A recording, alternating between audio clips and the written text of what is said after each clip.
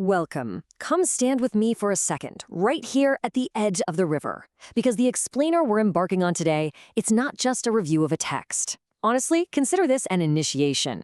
We're looking at the writings of 𝔟𝔯𝔢𝔫𝔢, and let me tell you, it's a profound, deeply chaotic, yet beautifully structured philosophy of existence. As your guide through all this material, I want to show you how to truly read the waters of this intense worldview. It's a philosophy that literally demands we face the heavy, rushing waters of life, synthesizing our deepest, darkest shadows with our brightest creative energies. So, are you ready? Okay, let's dive into this, because this exact quote sets up the entire framework for our journey today. You'll notice the source text constantly uses this metaphor of a river or a current. Now, Elmwood might be an actual physical street, but here, it represents the turbulent, relentless flow of life itself. The author notes that these currents push up against his will, but, and this is key, he declares it a free swim. What does that mean? It means life is a chaotic current. Absolutely. But we have the agency to choose our stroke. We can navigate the waters rather than just letting ourselves get swept away.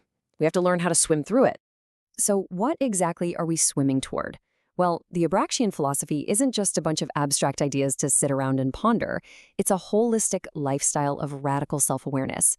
It requires this really delicate and frankly often painful balance between intense solitude and explosive creation. It demands that we don't just hide from our dark energies, but actually synthesize them right alongside our light. Through this explainer, I'm going to be your mentor, guiding you through exactly how the author navigates these incredibly heavy waters. Here's our map for the journey today. We'll start by entering the abraxian current, then look at dancing as a lifestyle, embracing the dark abyss, harnessing the light, and finally, mastering the flow. Let's get into it. Part 1. Entering the current, the abraxian path. The author draws a really stark, totally uncompromising contrast right off the bat. On one side, we have the noisy, consumer-driven world, and the text refers to it almost with disdain, Loud cars, distracting spaces, mobs, overconsumption. It's this world that just pulls at your energy and completely scatters your focus. But then, on the other side, we have the abraxian path.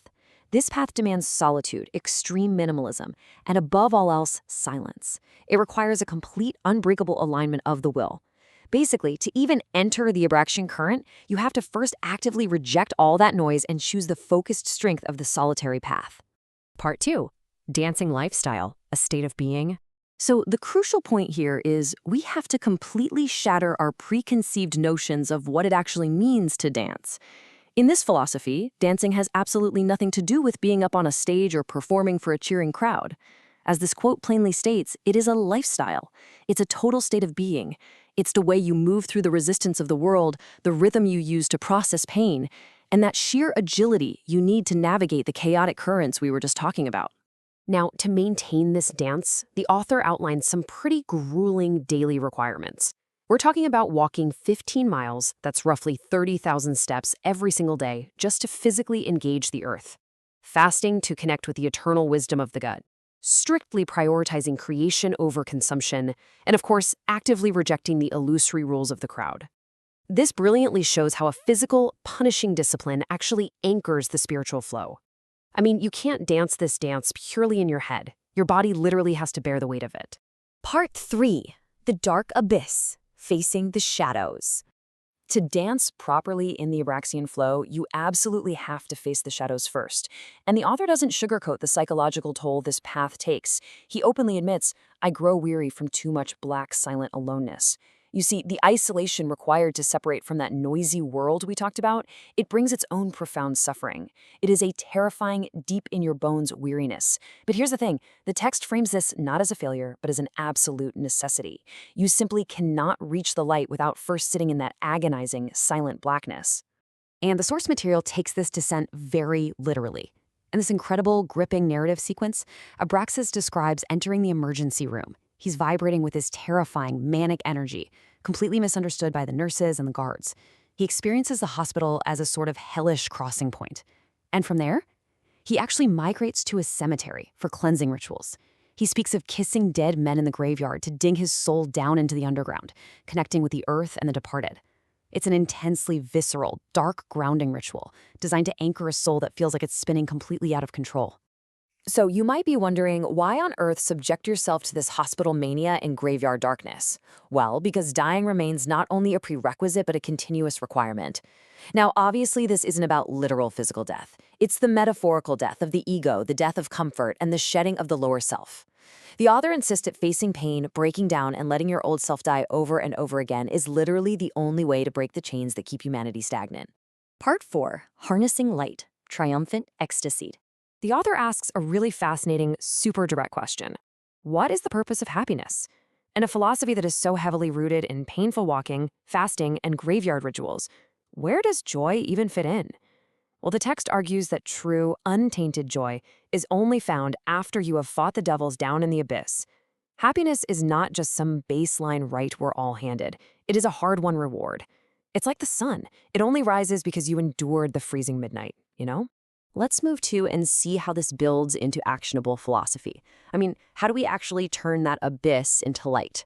The text gives us a clear 3-step process for translating pain into explosive creation. Step 1, accept thy fate. Stop fighting the current and just accept the heavy reality of your life. Step 2, work relentlessly. The author constantly emphasizes work, pushing through absolute exhaustion to create art, music, or poetry. And finally, step 3, become the light.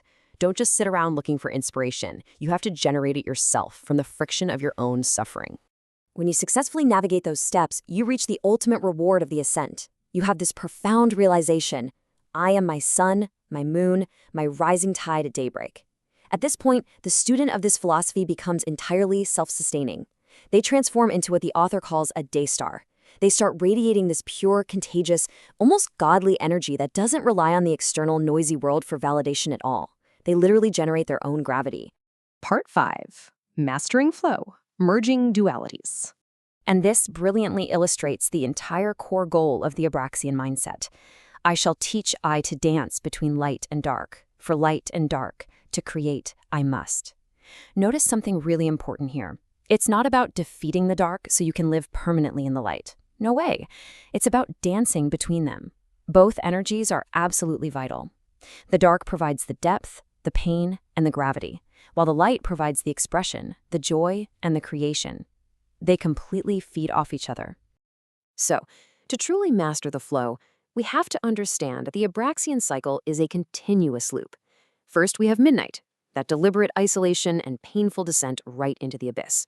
Then comes daybreak, the cleansing rituals, the fasting, the intense preparation of the body and mind.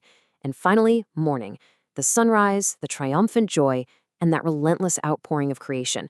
But here's the catch. Once the creation is spent, the cycle spirals right back into midnight. The river never, ever stops flowing. And just like that, we find ourselves right back at the river's edge. But now, you know exactly what these waters hold.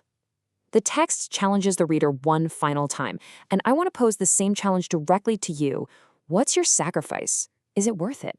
Because to dance this dance, you must sacrifice the comfort of the noisy world and endure the continuous dying of the self. So is the ecstatic creation of the light worth the terrifying weariness of the dark? Take a moment, look at the current, and decide, are you ready to step in?